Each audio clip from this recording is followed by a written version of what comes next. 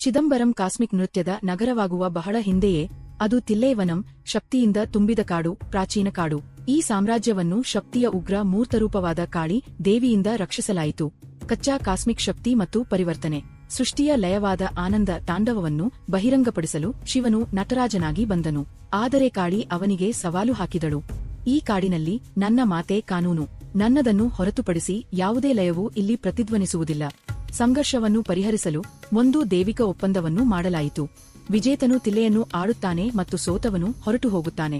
ಭಗವಾನ್ ವಿಷ್ಣುವನ್ನು ಸಾಕ್ಷಿಯಾಗಿಸಿಕೊಂಡು ಆಕಾಶ ಸಭೆಯು ಒಟ್ಟುಗೂಡಿತು.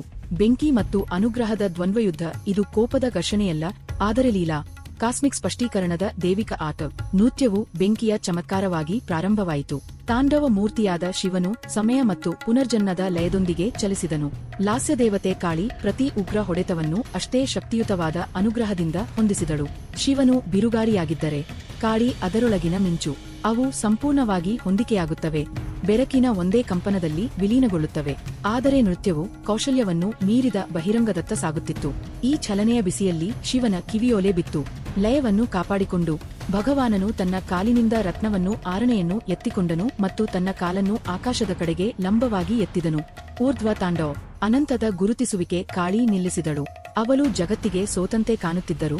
ಸತ್ಯವು ಆಳವಾಗಿತ್ತು. ಪ್ರಕೃತಿ ಆಗಿ ಕಾಳಿ ಪ್ರಕಟ ಪ್ರಪಂಚದ ನಿಯಮಗಳಿಗೆ ಬದ್ಧಳಾಗಿದ್ದಾಳೆ. ಆ ಕ್ಷಣದಲ್ಲಿ ಶಿವನು ತನ್ನನ್ನು ಪುರುಷ ಶುದ್ಧ ಪ್ರಜ್ಞೆ ಎಂದು ಬಹಿರಂಗಪಡಿಸಿದನು.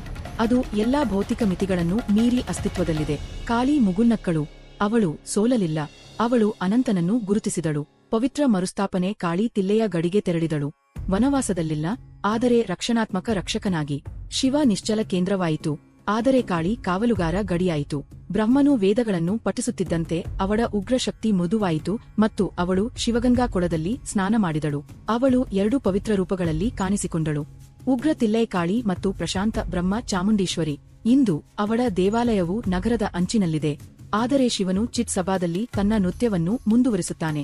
ಆಂತರಿಕ ಅರ್ಥ. ತಿಲ್ಲೈವನಂ ಕೇವಲ ತಮಿಳುನಾಡಿನ ಕಾಡು ಮಾತ್ರವಲ್ಲ, ಅದು ನಿಮ್ಮ ಮನಸ್ಸಿನ ಕಾಡು. ಪ್ರಾಬಲ್ಯಕ್ಕಾಗಿ ಹೋರಾಟ ನಮ್ಮೊಳಗಿನ ಹೋರಾಟವಾಗಿದೆ.